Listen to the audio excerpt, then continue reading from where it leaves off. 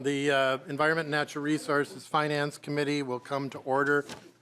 We are coming back from recess. I am going to lay the Pursell bill over, House File 2076, so we can bring up Representative Lislegard's bill Mr. Chair, do we plan to bring that bill back up for discussion this evening? after Representative Lislegard. Very good. Thank you. Representative Lislegard has to get to another committee, so we're accommodating to give him the opportunity. So House File 2457, Applied Research in Water and Mineral Resources Funding. Representative Lislegard, would you like to move that House File 2457 be laid over for possible inclusion in an omnibus bill? So moved, Mr. Chair.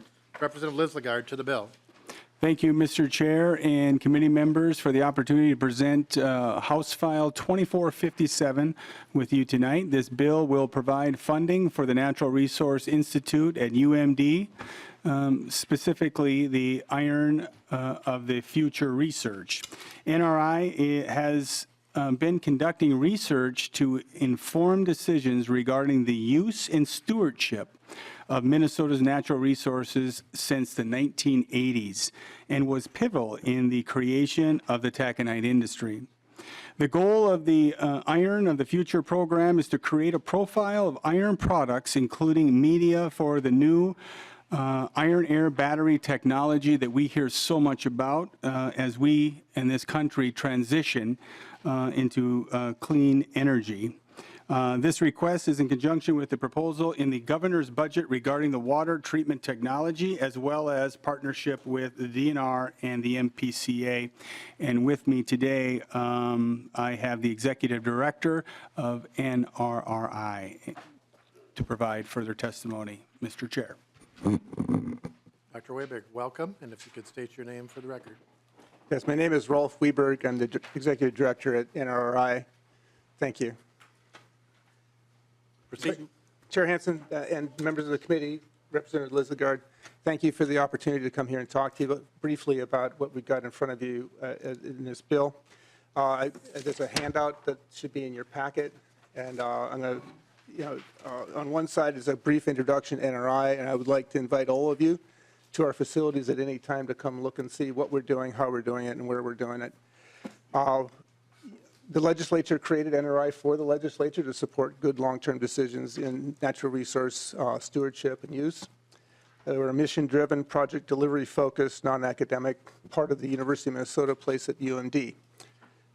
We have 3 strategic initiatives you see on that side that really drive integrated science, engineering, and economics to deliver these solutions for the state.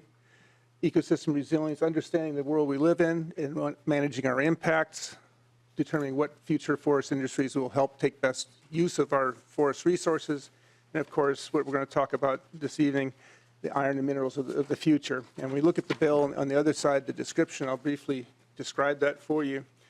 We're really happy because this bill is promoting partnership with our state agencies, namely MPC and DNR, and drives real-world solutions for Minnesota's challenges as we face the future, as Representative Lislegard laid out. I'll start with the water challenges that aren't a part of this bill. But Minnesota has the world's lowest sulfate standard to maintain the health of wild rice in honor of our commitment to our tribal nations. We also have severe nutrient burden, and we have PFAS challenges in this state that we're all reading about every day. And we're proud that we're collaborating with our agency partners to drive pilot demonstrations and prove out technologies to attract adoption and investment here in the state. There's 3 there. One is meeting Minnesota sulfate standards. We have 3 platforms currently that we have gone out in the field proving out in municipal water treatment facilities as well as industrial water treatment facilities, dropping sulfate in some cases to below 10 part per million in municipal water systems. This coming Friday, we're presenting a summit webinar that I'll make sure everybody's invited to lay these technologies out, because we're engaging industry, engineering firms, NGOs in describing what we're doing, because it's ready for prime time. Removing phosphate nutrients, we're doing this by using biocarbon or biochar, you probably heard of before, and our waste iron resources to do so.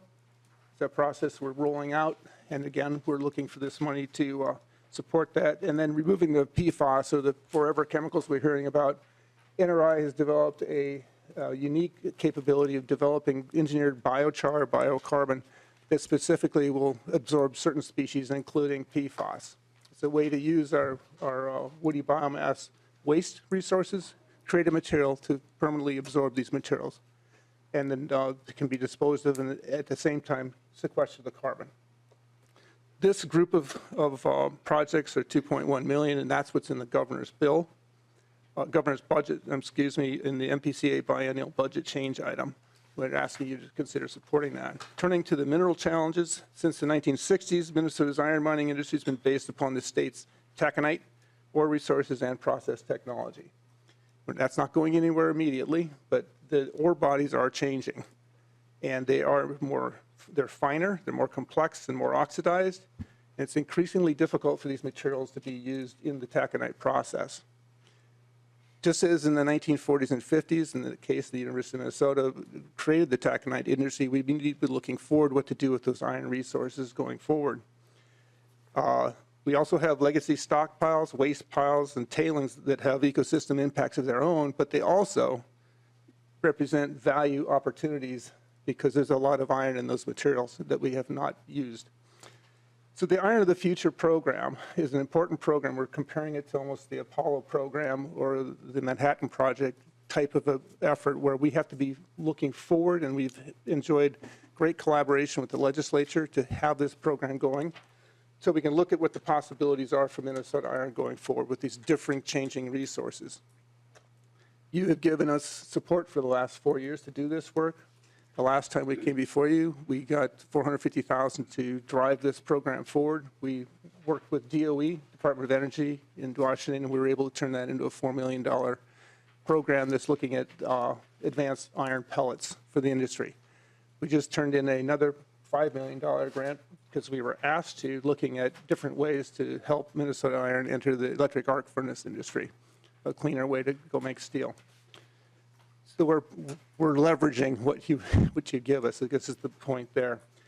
What we're asking for is to look at, help drive the iron renaissance in a fashion, because we're not only looking at creating taconite, which we're going to continue doing, but metallic products all the way to pig iron keeps that value in the state. It doesn't send it to Ohio or other states where they do make the steel. We're looking at also, as Representative Lislegard indicated, we've been working with Form Energy since 2018. We're allowed to say that now. We have a working relationship with them, and they want to use Minnesota Iron, and we want to be there. They are very interested in the Iron of the Future program because it feeds what they want to do here in the state of Minnesota. That's an opportunity to be a leader for Minnesota. And finally, the outcomes. I always like to point out outcomes. I don't ask for assistance without giving you a good feeling what you're going to get for it. One, the economically feasible water treatment options using Minnesota resources. I think the other piece is when we talk about the municipalities having to deal with sulfate issues, many municipalities can't afford it, and some of the solutions we've come up with are allowing them to do so. Value-added portfolio of iron products, that's what we need to be driving for. Having more value and staying away from the boom bust. We have more products that are in a better condition. And finally, deriving value from the legacy mineral resources that we have in the state today. So again, I'd like to thank you, Chair Hansen, members of the committee, Representative Lislegard, for the opportunity to speak with you about this today. I'd be very happy to answer any questions. And again, invitation's open. We'd love to have you guys come and see what we do. Thank you. Members, any questions? Representative Heinzman. Thank you, Chair. Representative Lislegard, or to your testifier, line 1.12, I see water and mineral resources mentioned, and I think that the previous language on 1.10, 1.11 is specifically mentioning that the Institute is to develop and demonstrate technologies in that subject area. But then it goes on to talk about iron and some of those specifics. I'm just wanting to confirm if MnDrive is doing any research to advance the state's non-ferrous resources, or is there's some missing information there, or can both things be happening? I'm just trying to confirm. Dr. Weberg. Chair Hansen, Representative Heitzman, this bill here is focused for this work, focus on the iron in Minnesota. The NRI is doing other work to look at the critical minerals, if that's what you're asking. We have 3 programs. We're working directly with the U.S. Geological Survey to further delineate where those resources are. We're doing that in conjunction with the DNR as well as the Minnesota Geological Survey. And the sulfate mitigation technology that we're talking about is of great interest to that effort as well. Representative Heitzman. Does that answer you? Representative Brand. Thank you, Mr. Chair. I was really interested, you were talking about the removing forever chemicals as outlined in the governor's budget. And I think, I don't really have a question, I guess just a statement. I really do hope that the state of Minnesota is keeping these receipts, because all of us taxpayers didn't invent this. This was invented by one corporation over 80 years ago, even though they had proof that this stuff was toxic and built up in a person's body. And so I'm hopeful that we're going to keep every receipt wherever spent, including where we put the stuff once the biochars absorb that PFAS, and we're not paying for it. Taxpayers aren't paying for it. The folks that made billions off of us are paying for it. Thank you. Representative Scarba. Thank you, Mr. Chair. Doctor, I just want to thank you for coming. Appreciate your leadership and everything. Since I've been involved in politics, when you got appointed, it's been fun watching you, working with you. Again, we have a lot of people from Ely that have worked in NRRI, and I look forward to seeing what new can come out of it. This is very exciting. This can make a game changer for the Iron Range, and I thank you for doing all your hard work. Thank you. Representative Lislegard, any closing comments?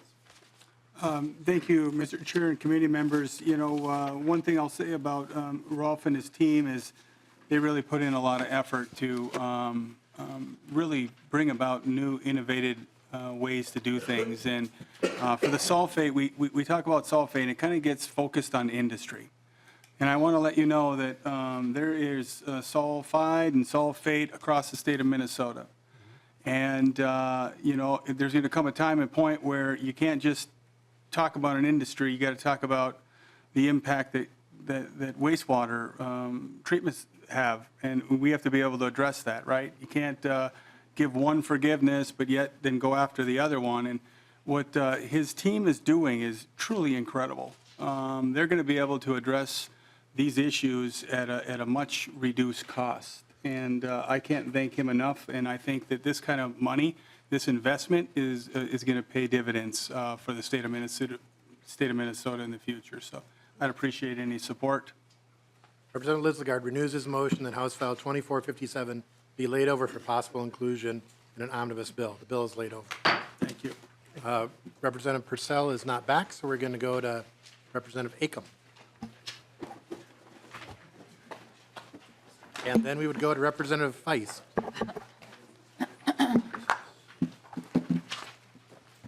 I will move that House File 1973 be laid over for possible inclusion. Representative Acomb to the bill. Thank you, Mr. Chair and members.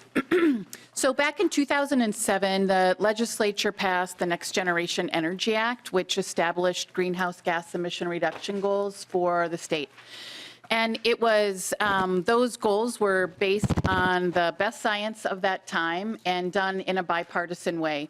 And that got us to an 80% greenhouse gas emission reduction by 2050.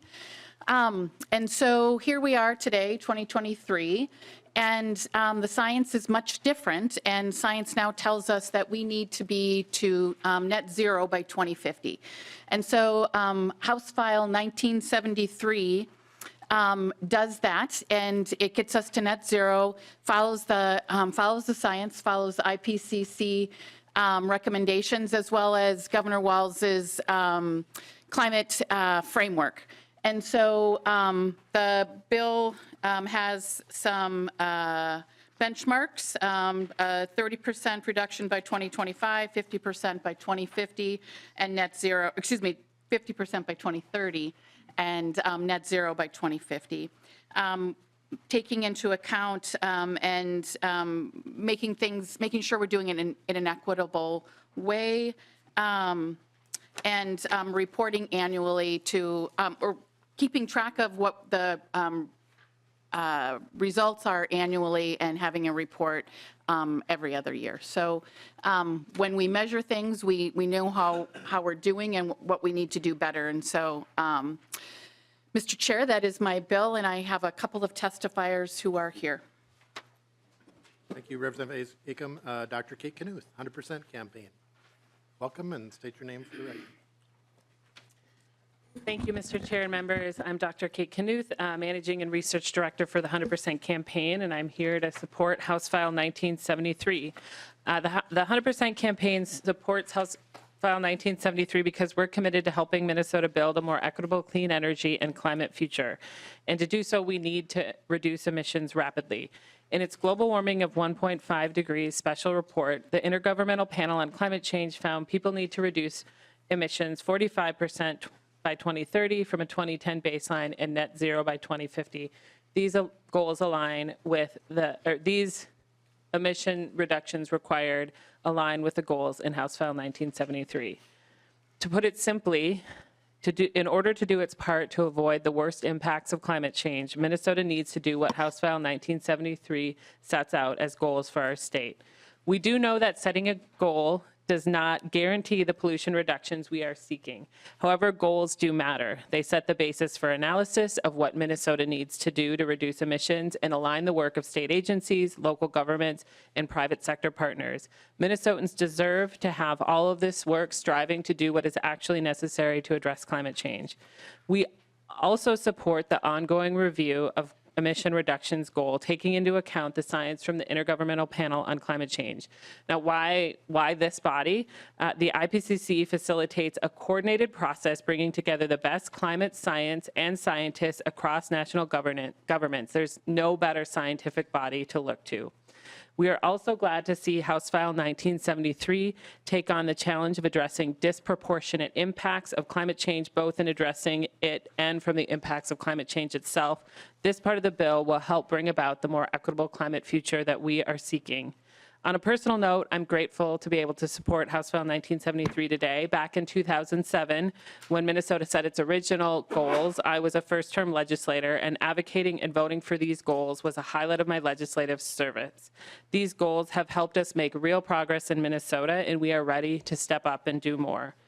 Here we are 16 years later. Quite a bit has changed. As Representative Acomb said, what science shows we need to do has changed. What has also changed is improvements in technology, decrease in costs that will make this transition more of a possibility. I'm nervous about climate change. I'm nervous about it for my family, for my daughter, for all Minnesota kids. I've never been more hopeful than I am at this moment. I'm hopeful because I believe in Minnesotans and our ability to do great things. Minnesotans are more than ready and capable to take on the challenge of climate change, and House File 1973 will help us set the direction in doing so. Thank you, Mr. Chair.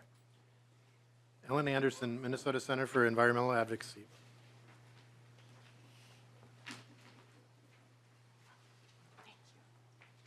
Welcome. State your name for the record. Thank you, Mr. Chair. My name is Ellen Anderson, and I'm the Climate Program Director at the Minnesota Center for Environmental Advocacy, and a former state senator who was also there in 2007, that is. Minnesota Center for Environmental Advocacy, or MCEA, is a nonprofit that follows the law and science to protect the environment and support healthy communities. We are proud that we worked with Representative Acomb to create this bill that we call the Next Generation Climate Act, building upon the 2007 Next Generation Energy Act, which at the time led the nation by setting economy-wide greenhouse gas emissions reductions targets, and at the time followed the science, as Representative Acomb pointed out. But now we need to update the goals, because the leading scientists of the world, the IPCC, have made it clear that we face nothing less than a code red for humanity if we don't take action now. The science tells us we must cut emissions in half this decade, and we must achieve net zero emissions by 2050. And that's exactly what Representative Acomb's bill does. We have not met all of the 2007 goals, but we have good reason to think that we will meet these new goals. And here's a few reasons why. Now, in 2023, things are different than they were in 2007. And here's why. Now we are all experiencing the impacts of climate change, like winter rain, later summers, wildfires, droughts, and floods at the same time, and I could go on. Now, also, most Minnesotans are concerned about global warming and want their leaders to take action and to do it in an equitable way. And now we have the technology and experience with clean energy that we didn't have then, and we know how to cut carbon while improving our quality of life and creating jobs. I believe that this will be the year of climate action for Minnesota, just like it was back in 2007. When we act to implement these science-based goals, we can do this. Now we need to come together to take action to protect our clean air and water and wildlife for ourselves and for future generations. House File 1973 is a giant step towards that, so please vote yes. Thank you. Is there anyone else in the audience who'd like to testify for or against this bill? Welcome, and state your name for the record. Thank you, Mr. Chair and members. My name is Frank Kolash. I use he, him pronouns, and I am the Assistant Commissioner for Air and Climate Policy with the Minnesota Pollution Control Agency. I just have a few remarks, but I want to begin by giving appreciation to the author's bill and the work in climate action. While this bill isn't part of the governor's proposal, we clearly acknowledge that this bill reflects the emission reduction goals included in the climate action framework.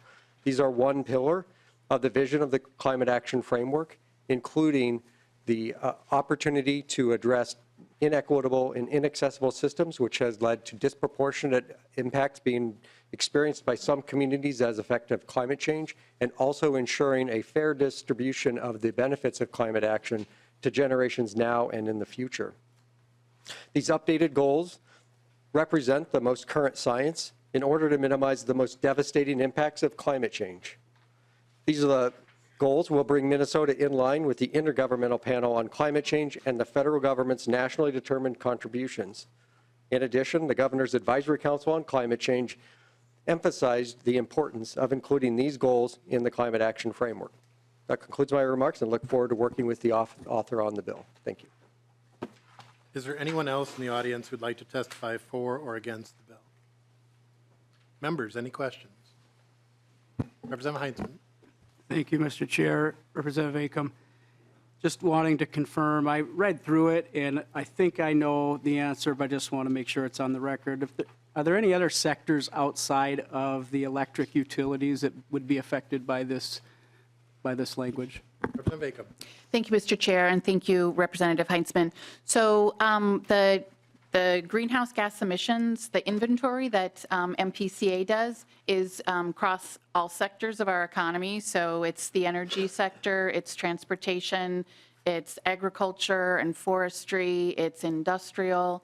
And they, on an every 2-year basis, do an inventory and report a global number that takes all of those emissions into account.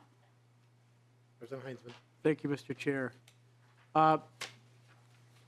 2050, I think the language said, zero emission. How does that not affect forestry negatively? Just out of curiosity, how does forestry work at that level? Representative Acomb. Thank you, Mr. Chair. Plants are, and forestry, trees are a carbon sequestration tool. So they sequester carbon. So if you were able to see the report this year, it had agriculture and forestry combined.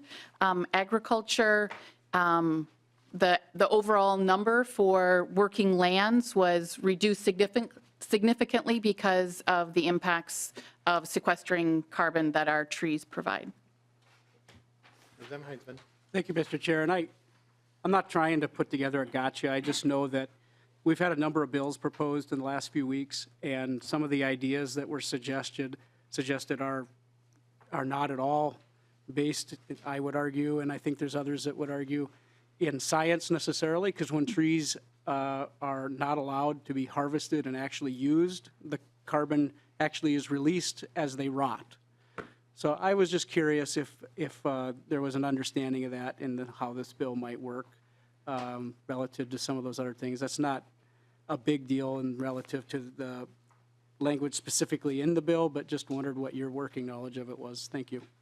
Representative Acomb. Thank you, Mr. Chair. And I think that, maybe Mr. Kolash with MPCA can talk specifically about the inventory and how they look at forests of different ages. But I will let Mr. Kolash respond. Thank you, Mr. Chair. Representative Heinzen. Within the inventory, we work with the Department of Natural Resources. We use U.S. Forest Service data on calculating how much carbon is being stored in the forest, and it does include the opportunities for sustainable forest management. And also, the Department of Natural Resources just recently published a report about the opportunities for sustainable forest management. So understanding the carbon cycle within our forest is critical when we start to look at how is that incorporated into the inventory. Because you are correct, with forest and with landscapes, there are opportunities both for emissions if they're not appropriately managed, but there's also opportunities for storage in those across multiple landscapes, not just the forest, but including Minnesota's grasslands, Minnesota's wetlands, Minnesota's peatlands, and even our crop agricultural lands. Thank you, Mr. Kolash. Representative Acomb, to close. Thank you, Mr. Chair and members. I appreciate the opportunity to present House File 1973, and I hope that you will support it. I renew my motion that House File 1973 be laid over. The bill is laid over. Next up, we're going to go back to Representative Pursell.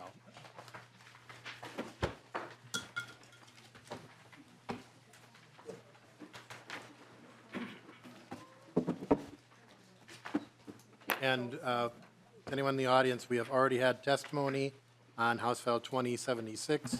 We have a list of members who had questions, so we are going to start with that list. It'll be Representative Burkle, then Representative Schultz, then Representative Heinzman. Representative Burkle. Thank you, Mr. Chair.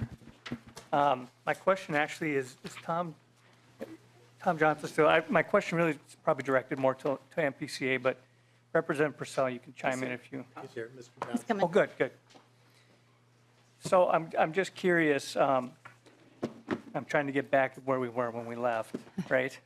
But we were talking about public comment and how things would work with this board, and I'm curious how MPCA handles public comment now. I know there's a lot of built-in opportunities for public comment with extent now with EAWs, EIS, and whatnot as far as permits go. So I'd like to know how that would look for you. Yeah, absolutely. Thank you, Mr. Chair. Johnson. Thank you, Mr. Chair and members. Yes, there are currently many opportunities for public comment, as you indicate in the environmental review piece, but also within our permitting processes themselves. We put the permit up for notice. There's also opportunities in our rulemaking, public comment periods. Those can also be extended for periods of time if there's significant public interest. We also try to create larger public comment periods if we know proactively that there's going to be a lot of public interest in the topic. So, yeah. Representative Burkle. Thank you, Mr. Chair, and thank you for that answer. That's my understanding as well, and I think the concern I've got, and maybe Representative Pursell, you could expound on this a little bit, but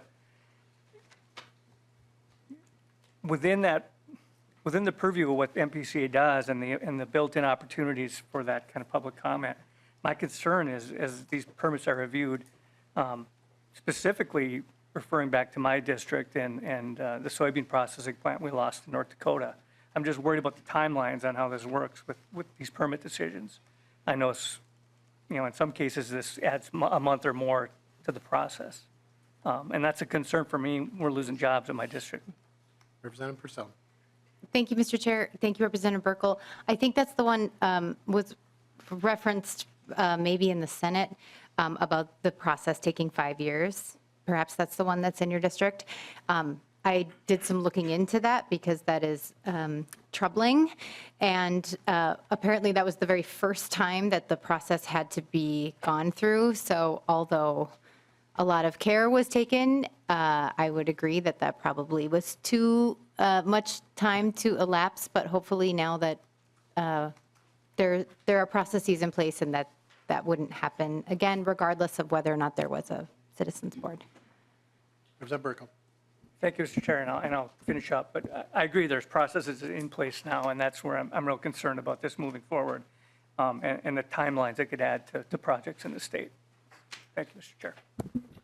Representative Schultz. Thank you, Mr. Chair, and Representative Pursell. As we walked in earlier today, I mentioned that I had a little bit of interaction with that. And we have with this idea, and I happen to have been here when this was removed from our state in 2015. And in fact, it was this very committee room where the vote was taken. In a special session. So I want to correct for the record, you said the dark of night. I experienced this over several weeks, and it didn't happen in the dark of night, and in fact it was during the day that session took place. And it was very warm in this particular committee room. It wasn't a place that you wanted to be. In fact, I think that Representative Hansen's bill as it relates to odor might have been something that could have been at play as it relates to the full chamber being inside this body.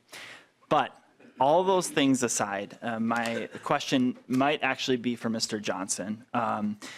So for me, and for other members of this body, I know for certain, have participated in we've participated in the public process that exists today for public comment. I personally have attended hearings over projects that have been proposed, and so does the agency feel that there's a need for more opportunities for public input on permitting and environmental review?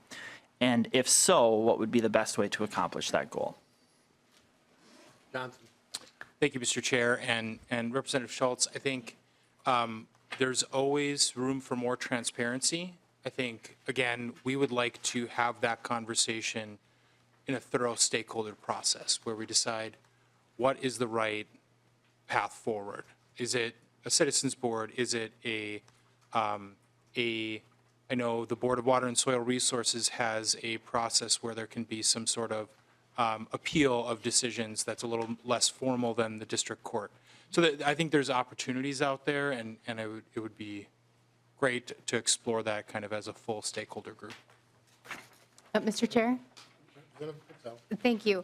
And I will just say to that effect that I appreciate Mr. Johnson coming up here, and he's being very judicious, and he, works in the administration, and this is oversight of his boss also. So some of that is, I appreciate his answer to that, and I think my goal in this and the reason why when this did go away, in a process that was less than transparent, as just a regular old person at that time. Hold on a second. So there's been more and more like heckling during the committee, and there needs to be respect for the testifier. So chuckling and heckling and giggling or whatever noises are coming, I mean, I think we have to have respect for each other. Mr. Chair. Representative Heinzman. Thank you, Mr. Chair. I appreciate your comment. I will point out that Representative Pursell was also having a smile on her face. There was an ongoing back and forth between Representative Pursell and Representative Schultz. So if there's an issue of decorum, I'm happy to address that, but I would like to put that on the record. This is not a one-off. There has been multiple heckling, giggling, chuckling noises, not only in this committee, but in previous ones. And so it's just got to stop. We need to be respectful of each other. I know we can smile, and I know there's things where we're all going to respond, but under the voice, comments or chuckling has been increasing, and we don't want it to continue. So, Representative Pursell. Thank you, Mr. Chair. I have lost my train of thought a bit, but I think in the interest of more transparency and perhaps more oversight of the commission as it stands, I think is a good thing, and more opportunities for people to participate. Representative Schultz. Thank you, Mr. Chair. As I just reflect upon the last couple moments, I want to thank you, Mr. Chair, for mentioning that. I also think that that's important, the decorum of this body, and we can always be better about the way that we move forward. And Representative Pursell, I don't know the background that you come from and the way that you've interacted with the MPCA. I, for one, think that it has really helped the current process that the MPCA has to engage the public, to allow for all voices to be heard, but for us, and Representative Lislegard made just a fantastic point earlier today, that there needs to be certainty in this, and handing over that jurisdiction to an appointed and unelected board is very challenging for the stakeholders. And for when I say the stakeholders, I mean the people of Minnesota. And especially when you lay out the definitions that you do as to the people who will be on this board. Representative Pursell. Thank you, Mr. Chair. I'm glad to hear that you also agree that the stakeholders are the people of Minnesota for all of our agencies and all of our work here. Representative Heinzman. My question had been answered, Mr. Chair. Is there anyone else that has any questions, any members? Representative Finke. Thank you, Chair Hansen. I guess one of the things that's hard for me, and maybe you could put some light on this, regardless of what one thinks about how the board became not a board. We had it for 50 years, or almost 50 years. And then we didn't have it. And it feels to me like, just based on what we're talking about, and I have some experience in these fields too. We all have our personal backgrounds. The sky didn't fall before and the sky didn't fall after. And is the sky going to fall again? Because it hasn't, right? And I mean, we're finding ways to make these things work. And I tend to think public oversight over government agencies is better than not. But it's hard for me to think, after 48 years of having this, it was removed in a political decision for good or ill, but putting it back in place doesn't strike me as something that needs to be considered anything other than going back to what worked for 50 years. Representative Pursell. Thank you. I echo that, Representative Finke. Is there anyone else that has any questions? Representative Pursell to close. Thank you, Mr. Chair.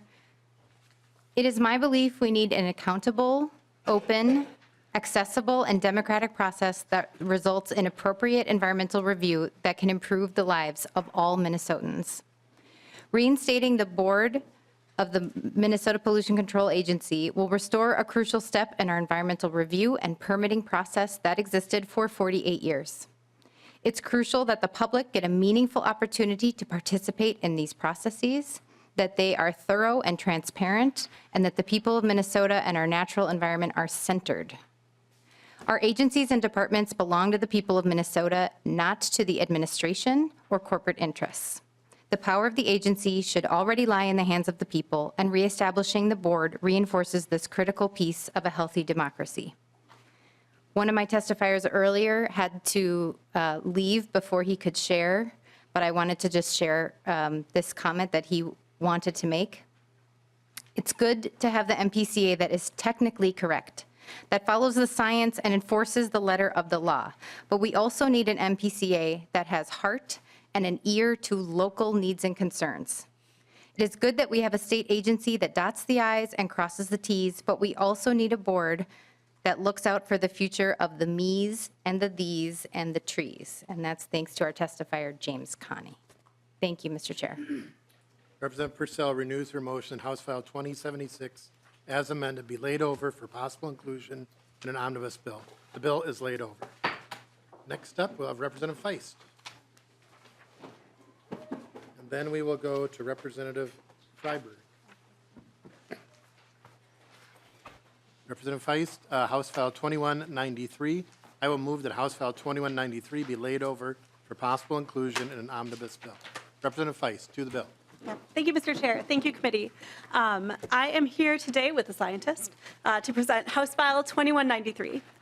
The purpose of this bill is to start the process to create a 50-year clean water plan for Minnesota. This is the scope of work phase.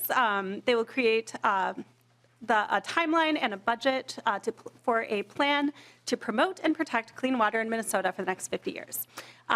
This bill will fund the U of M Water Council, which manages and coordinates the U of M Water Network, a coalition of faculty, researchers, students, and staff working together to advance water-related research for a sustainable future. According to some reports, by 2025, over half of the global population will face water scarcity.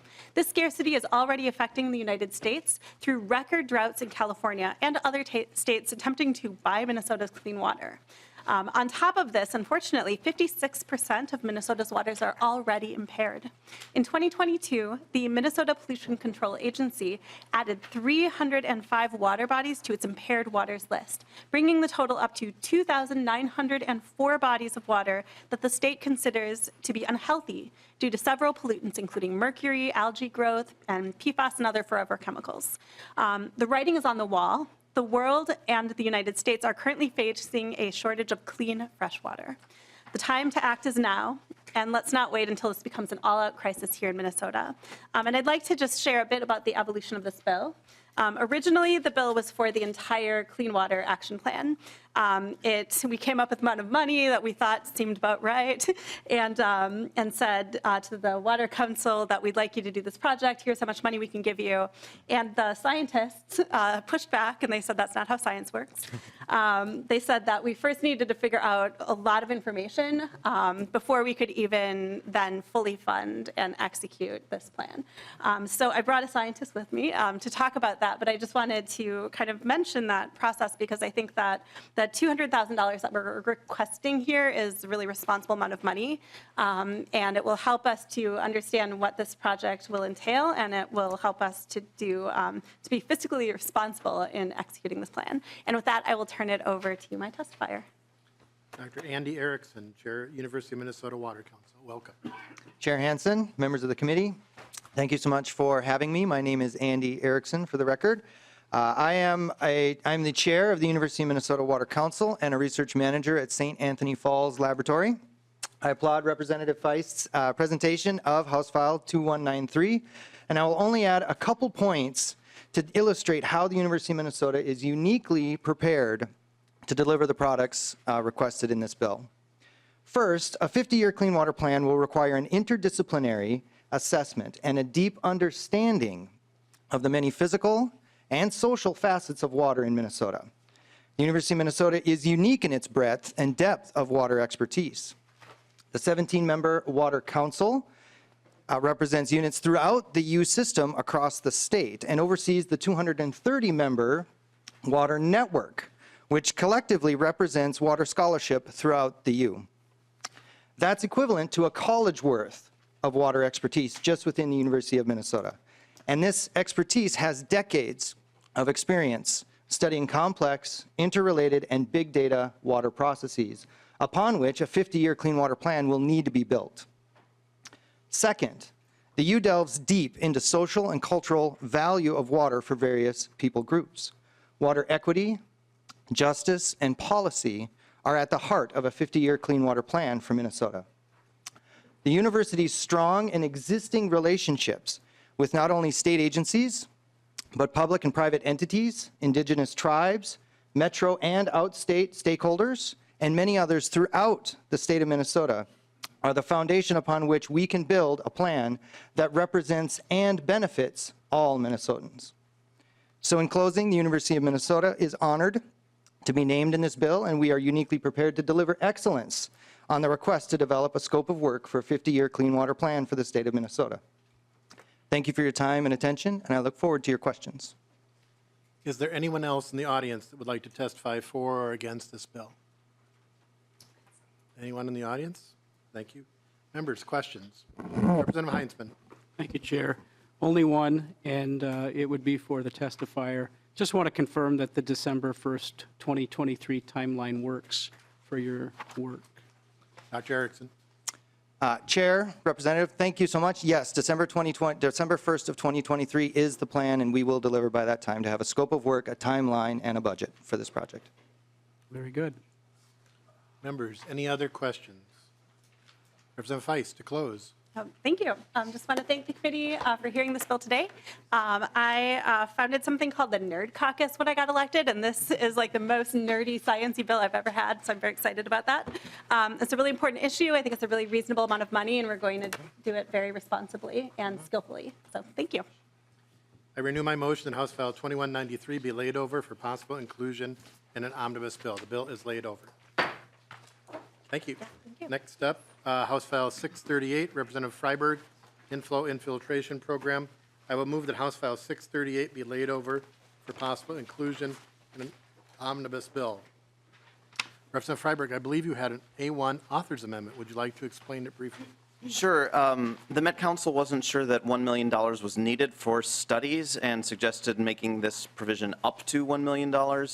This could make more funds available to address private sewer lines, which is really the goal of Section 2 of the bill. So, yeah, if you'd move that amendment, I'd appreciate it. I will move the A1 amendment to get the bill in the form the author would like. All those in favor say aye. Aye. All those opposed, no.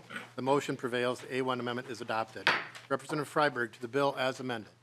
Thank you, Mr. Chair and members of the committee. This bill will address the inflow and infiltration problem in the metro area.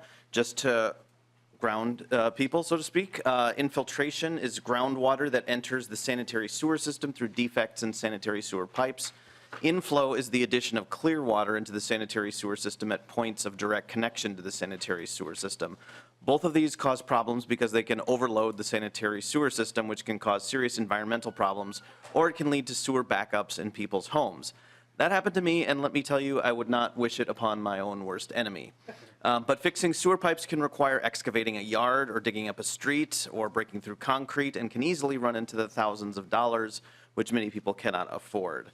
Section 1 of this bill sets up a grant program to cities to tackle the I&I problem in public infrastructure. Section 2 of the bill sets up a grant program to tackle the problem in private lines. In your packet is a handout showing the scope of the problem and a letter of support from the 100% campaign. I don't have any testifiers, but I know Kyle Colvin from the Met Council's Environmental Services Division is available to answer technical questions, and I hope you will look favorably upon this bill, and I'm happy to answer any questions members may have or see if anyone from the public wants to speak on it. Is there anyone who would like to testify? Anyone who would like to testify? Representative Scraba. Thank you, Mr. Chair. Thank you, Representative. Went through the same problem in Ely many, many years ago. We fix it every year. It's an ongoing deal. Obviously, y'all have gotten storm sewer covers, all the holes filled. That was like a major inflow.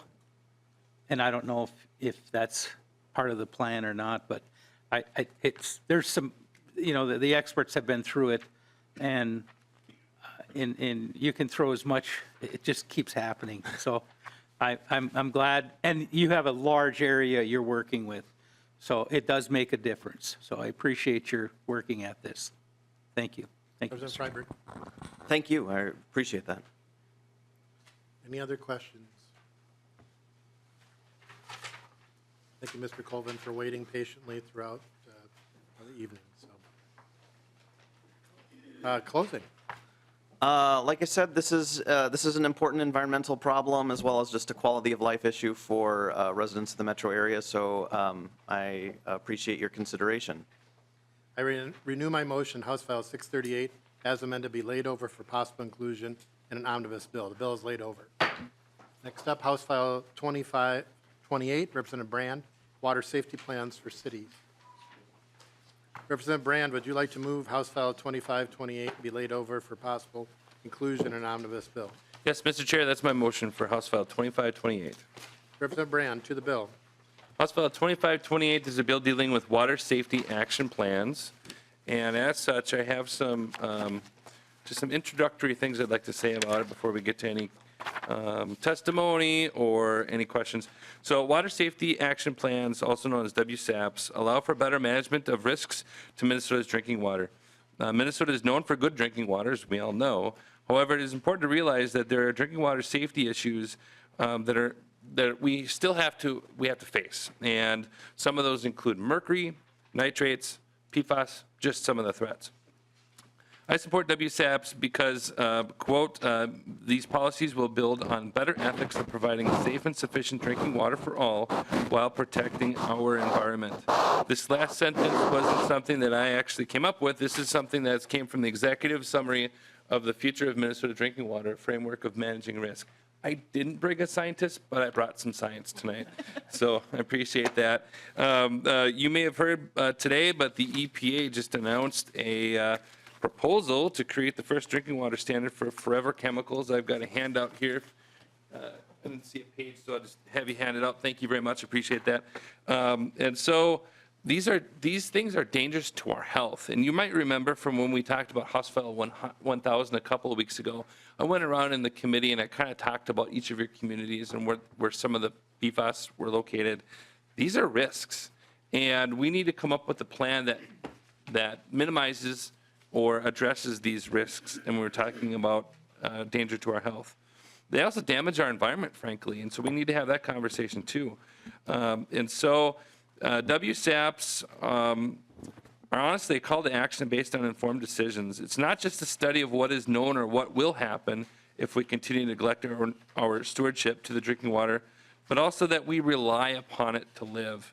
A value statement here, access to safe drinking water is a basic need of life. And I think everybody in Minnesota agrees. We're the land of 10,000 lakes plus. Honestly, Texas has oil, we have water. And at the end of the day, a lot of our water is surface and subsurface water. And so we need to, we need to work hard. And I think that this pilot project for safe water in drinking water in cities is something we need to address. I do believe, again, that all Minnesotans deserve drinking water free of toxins, pharmaceuticals, contaminants, or forever chemicals. As I said at the beginning, safe drinking water is a basic need of life. So without further ado, I will turn it over, answer any questions, and then we might have somebody that wants to testify from the audience. Is there anyone in the audience who would like to testify for or against the bill? Anyone? Any questions, members? Representative Schultz. Thank you, Mr. Chair and Representative Brand. Earlier in this committee, you did reference specific data for specific cities. I'd love to follow up with you more to get that, because you were citing PFAS data from my hometown that my mayor didn't even know about. So. Sure. Representative Brand. Thank you. So that data is actually something you can find on the Department of Health website. So the Department of Health actually worked with EPA. I'll send a link out to everybody in the committee, just so you have that. So you can actually search by city, and it's pretty alarming. Now with this drinking water standard that the EPA at the federal level is proposing, I can tell you that some of those cities are going to get really interested in an issue like how we address some of these and mitigate some of these risks in our drinking water supplies going forward. And so we've got some opportunities, at least at this legislature, in this biennium, to turn off the tap. We still have other opportunities that we can use to shield our taxpayers and also continue to provide good quality drinking water, because I think that's a value of Minnesota. Representative Pursell. Thank you, Mr. Chair, and thank you, Representative Brand, for bringing this up. I just want to point out the article that you passed around to us is from today. Like, this decision was just made at the EPA today, so thank you for your forward thinking, for all the work that you have done on this. In Minnesota, we know that we are both potentially a source of some of the forever chemicals, but also can be part of the solution. So thanks for having us be a leader on this. Brand, closing. Thank you, Mr. Chair. What I will say to that, hot off the presses, right? So that's today. I will say that scientists and stakeholders have been in conversations for months leading up to this, and of course it was just released today. I think the thing that we need to point out is there's only 6 of those, and I think those are more of the long chain forever chemicals that are highlighted in this standard. There's a class of 9,000 plus, and they're all getting into our drinking water, into our daily lives, into our bloodstreams. And so it's a big challenge. It's something that we have to do. coming back to this bill, and maybe just to close, Mr. Chair, what I would say is that, this is a pilot project. This is built off of some of the work, the good work that the University of Minnesota put together here with the future of Minnesota drinking water. I would encourage you all to read it, and I will actually also send you the link as well so you can read it at your own leisure. Maybe good bedtime reading material. Maybe not. I don't know. But thank you for the opportunity, and I look forward to speaking about this if you have any other questions offline. So just, members, we don't have a fiscal note yet on this yes. particular bill.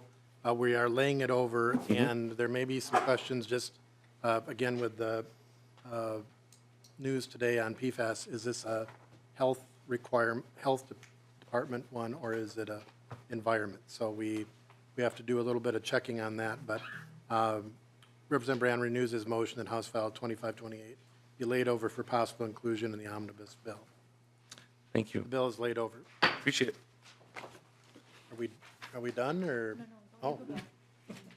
You can be done if you want, Mr. Chair. And that's not excellent.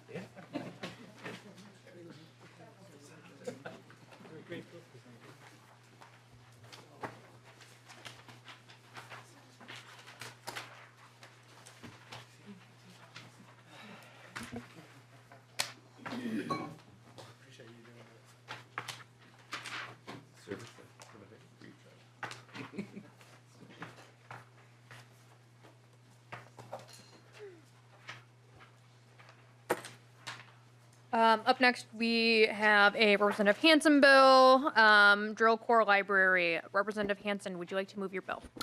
Thank you, Madam Chair. I would move that House File 2324 be laid over for possible inclusion in the omnibus bill. Representative Hansen to the bill.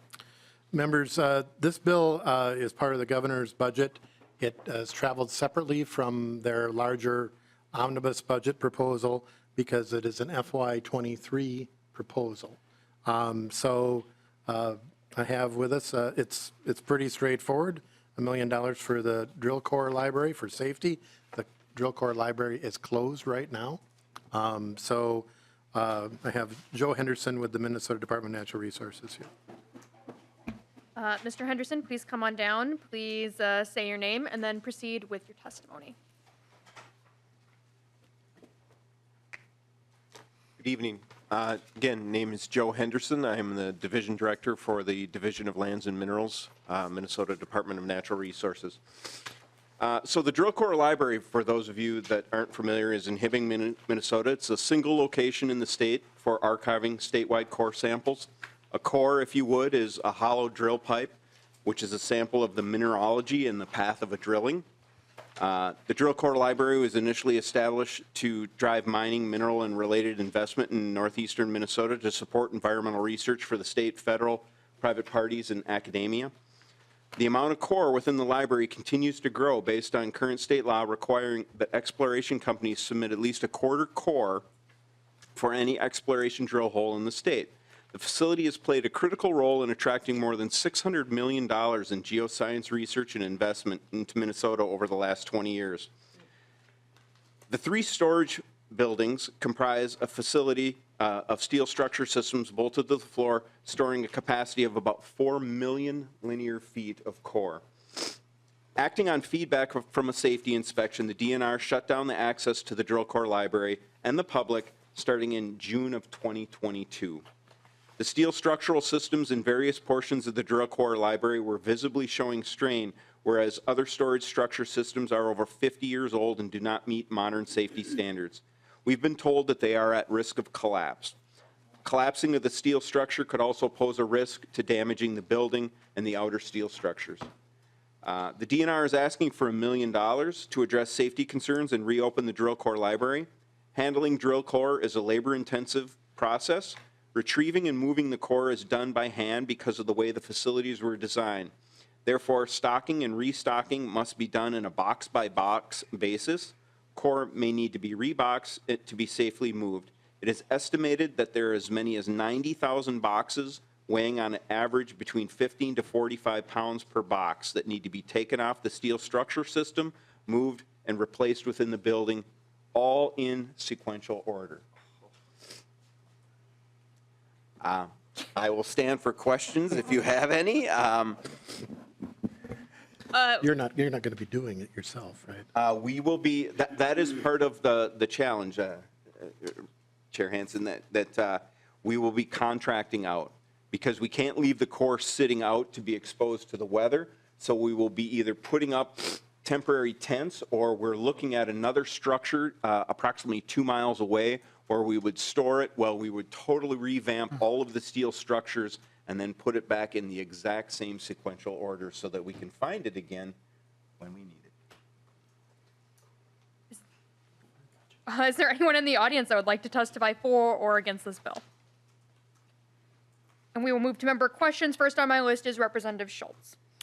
Thank you, Chair, and Representative Hansen. Thanks for your continued leadership on this. For the members of the committee and those listening at home, I was at this facility 13 months ago. Thank you, Mr. Henderson, for the good work that you do and to your team. Awesome job. This is a huge state asset for us, and as you heard, the amount of detail that goes into the work that they do is incredibly important. And so this would be a good question for Representative Hansen. Do you think that we should move this on its own and pass its own appropriation, maybe get the work done a little bit faster on this in particular, and your thoughts on that? Representative Hansen. Madam Chair, and we are exploring that. We need to work with the Senate to get that done. So we're laying it over. I would commit that we may bring this up later on solo, but it's just been difficult getting those communications going. And we've talked with the commissioner as well. So we're just trying to look at that and keep our options open. So the laying it over is for today.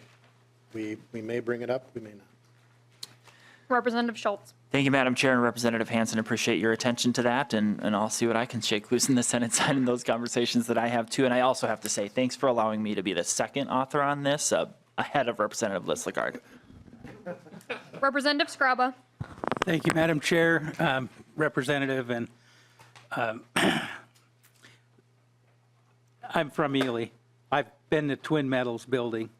Their core library is nothing short than fantastic. It's unbelievable. I don't know if you're going to build one similar to theirs. I have no problem walking underneath their cores or anything there and there. It is pretty fantastic. But one of the concerns that I have is if that collapses, all that information has to be sequential. I mean, it's all about how the taxes are drawn, the mineral value, everything about it. So, you know, when you said it's like not looking good, I'm like, well, that you can't put Humpty Dumpty back together on that one. That one's a big one. But I wish you Godspeed on this because realistically, after seeing what happened in Duluth today, there was a roof collapse in the mall because of the snow load. You know, and we've gotten a lot of snow this winter, and I'm just hoping that this comes faster than later. And thank you again for what you're doing. Thanks. Representative Hansen. I'd encourage folks to co-author the bill. It's important for the state. It's a good bill. Ask for your support, and I renew my motion. Oh, there's one more member that would like to ask a question before you do that, though, and I will go to Representative Finke and then final comments. Thank you, Chair Jordan, and my comments are. I was just curious if this would be, if you would imagine at the timeline here, if the opening date, the public opening date would be after the 2026 date. Mr. Henderson. So the funds are available until June 30, 2026. Would it be open before that? Mr. Henderson. Chair, the goal, absolutely. We gave ourselves a little bit of buffer. We've already started looking at the request for proposal because of things like Buy America, Build America, and structural steel and other things. We're hoping that we can get this done ASAP to get front end loaded. We are told that there may be some delay in being able to get the steel we need. Everything to support this amount of weight is steel. But yes, we gave ourselves the extra time just in case, but we plan to be open well before that. And with that, Representative Hansen, would you like to make some closing comments? It's House File 2324. If you'd like to add on, I renew my motion. Representative Hansen renews his motion that House File 2324 be laid over for possible inclusion in an omnibus bill, and the bill is laid over. Members, we're adjourned.